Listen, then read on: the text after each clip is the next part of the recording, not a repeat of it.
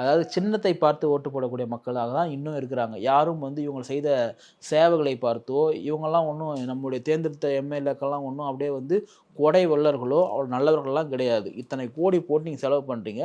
வந்த உடனே நீங்கள் எடுக்கிறீங்க. அதுதான் நீங்கள் காலங்காலமாக பண்ணிட்டு இருக்கீங்க. சரிங்களா? அதனால இவங்க போயிட்டதுனால ஓட்டு வராது. இவங்க வந்ததுனால ஓட்டு போயிடும் அப்படிலாம் கிடையாது. நீங்க அதிமுகலேருந்து போன எல்லாருமே எடுத்துக்கங்க. நீங்க டிடிவி தினகரன், திருமதி சசிகலா அவர்கள், திரு ஓபிஎஸ் அவர்கள், இவங்க எல்லாருமே போனதுனால அதிமுகவுக்கு என்ன நஷ்டம்? என்ன நஷ்டம் வந்துச்சு? எத்தனை எலெக்ஷன் ஜெயிச்சிங்க நீங்க அதுக்கப்புறம்?